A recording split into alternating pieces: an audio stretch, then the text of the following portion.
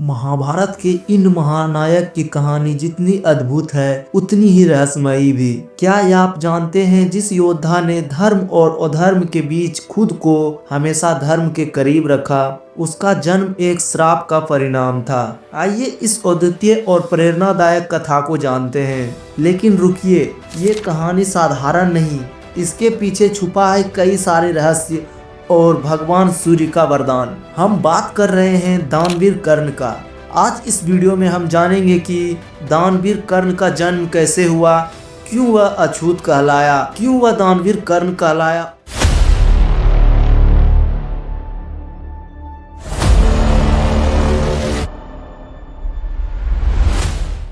तो चलिए वीडियो को शुरू से शुरू करते हैं।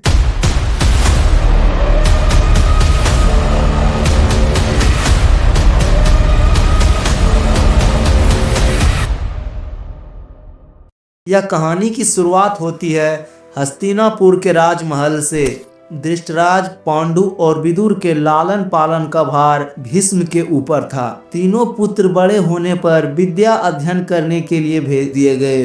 धृतराज बल विद्या में, पांडु धनुर्विद्या में और विदुर धर्म और नीतियों में निपुण हुए।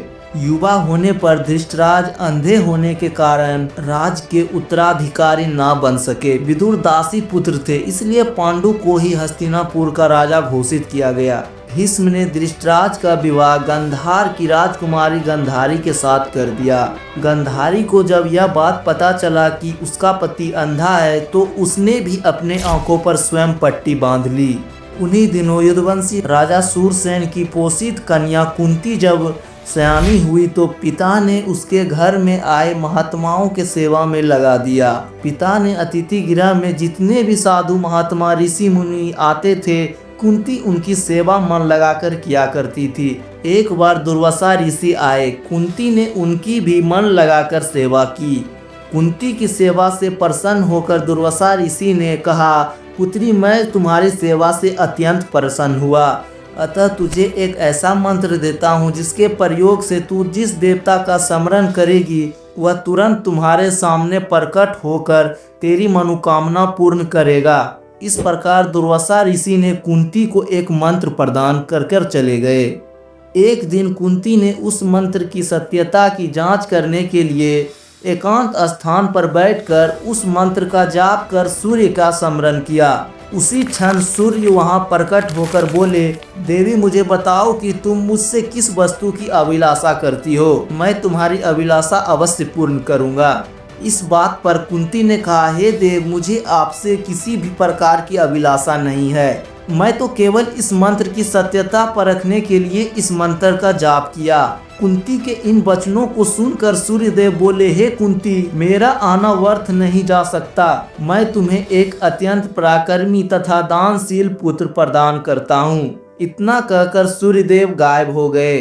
कुंती ने लज्जावश यह बात किसी से नहीं कही, क्योंकि उस टाइम कुंती सिर्फ 14 वर्ष की ही थी। समय आने पर उसके गर्भ से कवच कुंडल धारण किए एक पुत्र का जन्म हुआ। यह बालक कोई साधारण बालक नहीं था, यह कर्ण था। लेकिन समाज और परिवार के डर से कुंती ने उसे एक टोकरी में रखकर रात को गंगा में बहा दिया। वह बालक बहता हुआ उस स्थान पर पहुंचा जहां धृतराज की सारथी अधिरथ और राधे दोनों पति पत्नी अपने घोड़ों को गंगा नदी में पानी पिला रहा था। उसकी नज़र कवच कुंडलधारी शिशु पर पड़ी। अधिरथ को कोई संतान नहीं था, इसलिए उन्होंने उस बालक को अपने छाती से लगा लिया और घर ले जाकर उन्होंने अपने पुत्र जैसे पालने लगा। उस बालक का कान अति सुंदर था, इसलिए उन्होंने उसका नाम कर्ण रखा और आगे चलकर यह राधे के नाम से भी प्रसिद्ध हुआ।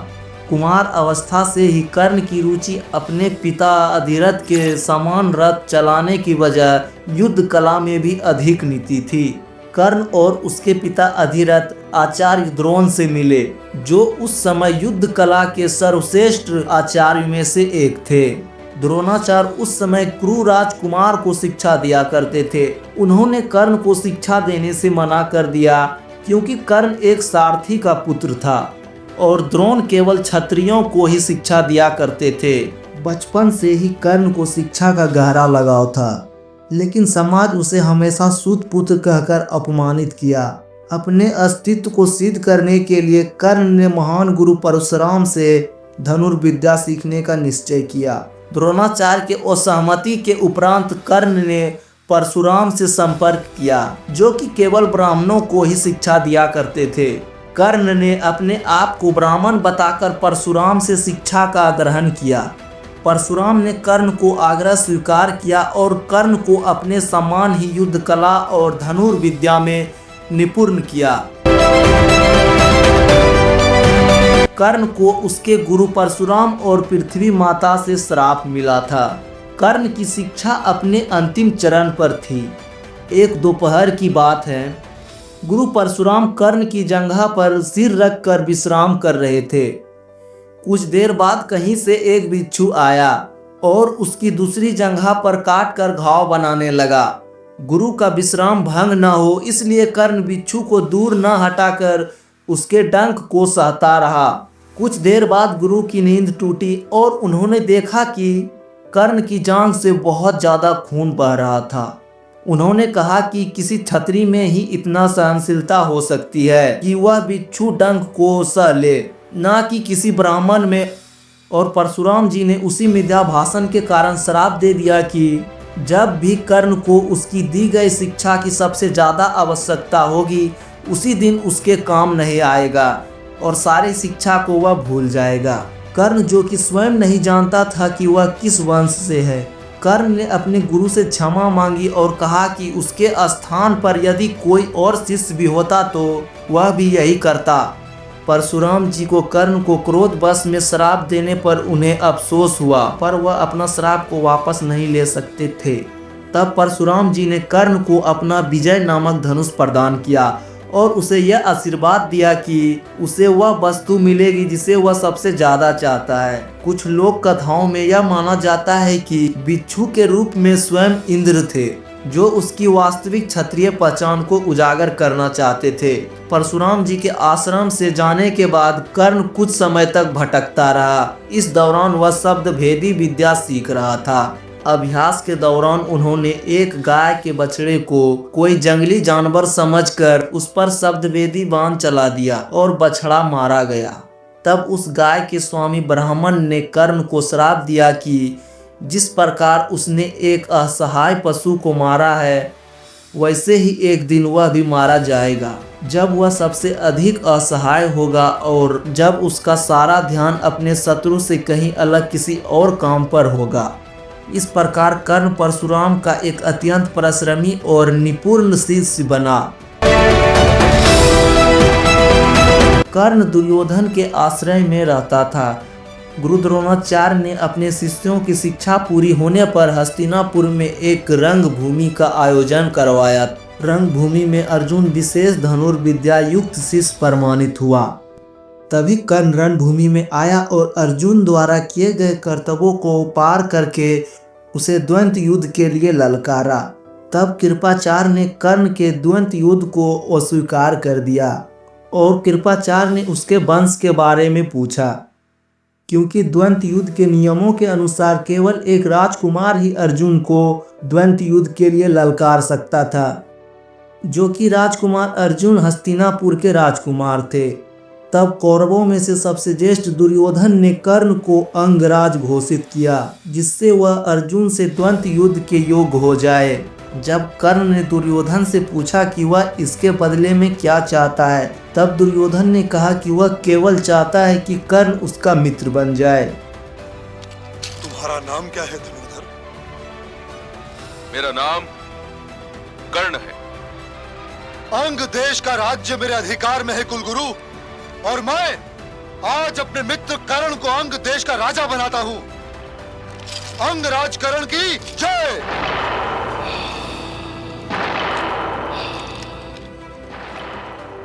मित्र दुर्योधन, तुम्हारे इस अनुग्रह का ऋण तो मैं अपने प्राणों से भी नहीं चुका सकता।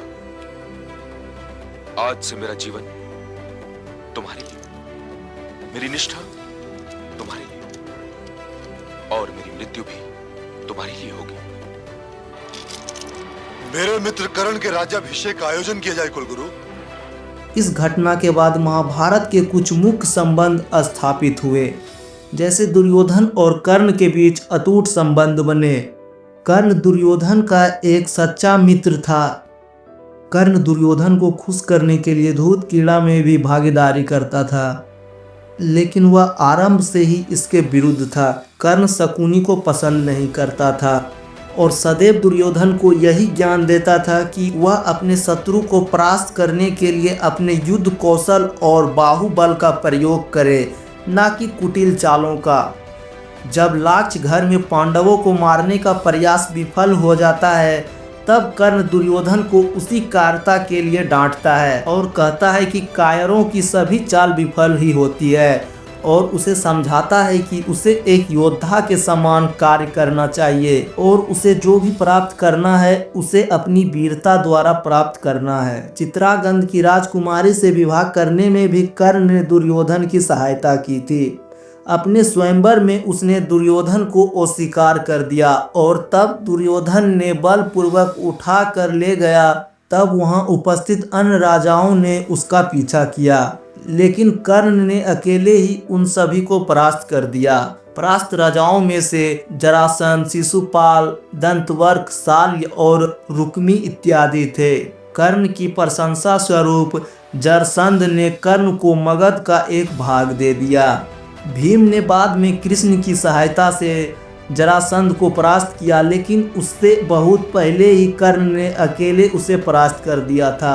कर्ण ही ने जरासंध की इस दुर्बलता को उजागर किया था कि उसकी मृत्यु केवल उसके धड़ को पैरों से चीर कर 2 टुकड़े में बांटकर हो सकती है। कर्ण का दिल इतना बड़ा था कि वह हर किसी का सहायता करने के लिए तैयार रहता था। एक दिन की बात है, जब इंद्रदेव ने ब्राह्मण का रूप धारण करके उससे कवच और कुंडल मांगा, तो कर्ण ने बिना सोचे अपना सबसे बड़ा धन दान कर दिया। तभी से वह दानवीर कर्ण के नाम से भी प्रसिद्ध हुआ। महाभारत के युद्ध में कर्ण ने कौरव का साथ दिया, लेकिन अपने धर्म को कभी नहीं छोड़ा। उसकी अर्जुन से लड़ाई इतिहास की सबसे बड़ी लड़ाई में से एक था। जब कर्ण का रथ कीचड़ में फंसा, तब कृष्ण ने अर्जुन को कर्ण पर हमला करने के लिए कहा। कर्ण ने अपनी अंतिम सांस तक धर्म और मर्यादा का पालन किया। हे मृत्यु, तैयार यदि तू आने को, प्रसन्न मुखा, द्वार खुला है, तेरा स्वागत प्रसन्न मुखा।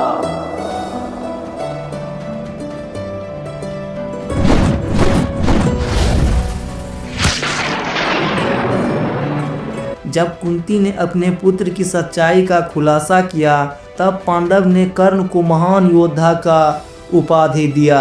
कर्ण ने हमें सिखाया कि चाहे परिस्थिति कैसे भी हो, अपनी धर्म का कर्तव्य का पालन करना चाहिए। यही सच्ची वीरता है। कर्ण की कहानी हमें सिखाती है कि जन्म से बड़ा कर्म होता है। संघर्ष के बीच में भी अपनी महानता को सिद्ध किया। कर्ण जो सूर्य पुत्र थे, आज भी हमें प्रेरणा देता है कि विपरीत परिस्थितियों में भी हमें अपने धर्म पर अटिक रहना चाहिए। अगर आपको यह कर्ण की कथा प्रेरणादायक लगी तो इस वीडियो को लाइक और शेयर जरूर करें, और ऐसे ही और भी अद्भुत कहानी के लिए हमारे चैनल को सब्सक्राइब करें।